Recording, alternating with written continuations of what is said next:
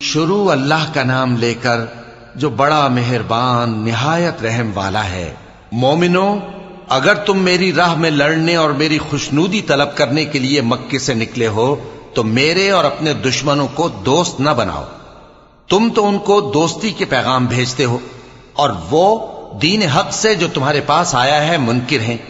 اور اس وجہ سے کہ تم اپنے پروردگار یعنی اللہ تعالیٰ پر ایمان لائے ہو، پیغمبر صلی اللہ علیہ وآلہ وسلم کو اور تم کو جلا وطن کرتے ہیں۔ تم ان کی طرف پوشیدہ پوشیدہ دوستی کے پیغام بھیجتے ہو، اور جو کچھ تم مخفی طور پر اور جو علل اعلان کرتے ہو وہ مجھے معلوم ہے، اور جو کوئی تم میں سے ایسا کرے گا وہ سیدھے رستے سے بھٹک گیا۔ اگر یہ کافر تم پر قدرت پالیں تو تمہارے دشمن ہو جائیں، اور ایذا کے لیے تم پر ہاتھ بھی چلائیں اور زبانیں بھی، اور یہ چاہتے ہیں کہ تم کسی طرح کافر ہو جاؤ۔ قیامت کے دن نہ تمہارے رشتے ناتے کام آئیں گے اور نہ اولاد۔ اس روز وہی تم میں فیصلہ کرے گا، اور جو کچھ تم کرتے ہو اللہ اس کو دیکھتا ہے۔ مسلمانوں، تمہیں ابراہیم اور ان کے رفقا کی نیک سیرت کو اپنانا ضروری ہے۔ جب انہوں نے اپنی قوم کے لوگوں سے کہا کہ ہم تم سے اور ان بتوں سے جن کو تم اللہ کے سوا پوجتے ہو بے تعلق ہیں، ہم تمہارے معبودوں کے کبھی قائل نہیں ہو سکتے، اور جب تک تم ایک اللہ پر ایمان نہ لاؤ ہم میں تم میں ہمیشہ کھلم کھلا عداوت اور دشمنی رہے گی۔ ہاں، ابراہیم نے اپنے باپ سے یہ ضرور کہا تھا کہ میں آپ کے لیے مغفرت مانگوں گا، اور میں اللہ کے سامنے آپ کے بارے میں کسی چیز کا کچھ اختیار نہیں رکھتا۔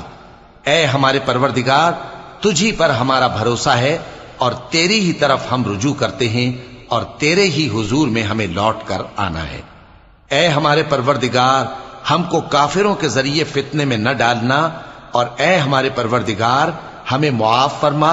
بے شک تو غالب ہے، حکمت والا ہے۔ تم مسلمانوں کو یعنی جو کوئی اللہ کے سامنے جانے اور روز آخرت کے آنے کی امید رکھتا ہو اسے ان لوگوں کی نیک سیرت اپنانی چاہیے، اور جو روگردانی کرے تو اللہ بھی بے نیاز ہے، لائق حمد و ثنا ہے۔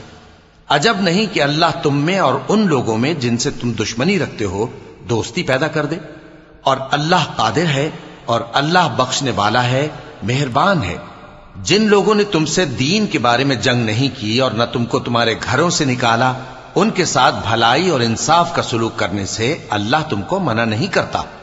اللہ تو انصاف کرنے والوں کو دوست رکھتا ہے۔ اللہ انہی لوگوں کے ساتھ تم کو دوستی کرنے سے منع کرتا ہے جنہوں نے تم سے دین کے بارے میں لڑائی کی اور تم کو تمہارے گھروں سے نکالا اور تمہارے نکالنے میں اوروں کی مدد کی۔ تو جو لوگ ایسوں سے دوستی کریں گے وہی ظالم ہیں۔ مومنوں، جب تمہارے پاس مومن عورتیں وطن چھوڑ کر آئیں تو ان کی آزمائش کر لو، اور اللہ تو ان کے ایمان کو خوب جانتا ہے۔ سو اگر تم کو معلوم ہو کہ وہ مومن ہیں تو ان کو کفار کے پاس واپس نہ بھیجو کہ نہ یہ ان کو حلال ہیں اور نہ وہ ان کو حلال ہیں، اور جو کچھ انہوں نے ان پر خرچ کیا ہو وہ ان کو دے دو، اور تم پر کچھ گناہ نہیں کہ ان عورتوں کو مہر دے کر ان سے نکاح کر لو، اور کافر عورتوں کے ساتھ تعلقات نکاح باقی نہ رکھو، یعنی انہیں کفار کو واپس دے دو، اور جو کچھ تم نے ان پر خرچ کیا ہو تم ان سے طلب کر لو، اور جو کچھ انہوں نے اپنی عورتوں پر خرچ کیا ہو وہ تم سے طلب کر لیں۔ یہ اللہ کا حکم ہے جو تم میں فیصلہ کیے دیتا ہے، اور اللہ جاننے والا ہے، حکمت والا ہے۔ اور اگر تمہاری بیویوں میں سے کوئی تمہارے ہاتھ سے نکل کر کافروں کے پاس چلی جائے اور اس کا مہر وصول نہ ہوا ہو،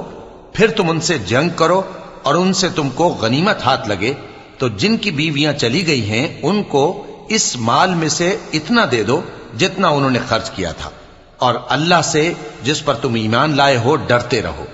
اے پیغمبر صلی اللہ علیہ وآلہ وسلم، جب تمہارے پاس مومن عورتیں اس بات پر بیعت کرنے کو آئیں کہ نہ تو اللہ کے ساتھ شرک کریں گی، نہ چوری کریں گی، نہ بدکاری کریں گی، نہ اپنی اولاد کو قتل کریں گی، نہ اپنے ہاتھ پاؤں کے درمیان کوئی بہتان باندھ لائیں گی، اور نہ نیک کاموں میں تمہاری نافرمانی کریں گی، تو ان سے بیعت لے لو اور ان کے لیے اللہ سے بخشش مانگو، بے شک اللہ بخشنے والا ہے، مہربان ہے۔ مومنوں، ان لوگوں سے جن پر اللہ غصے ہوا ہے دوستی نہ کرو، کیونکہ جس طرح کافروں کو مردوں کے جی اٹھنے کی امید نہیں، اسی طرح ان لوگوں کو بھی آخرت کے آنے کی امید نہیں۔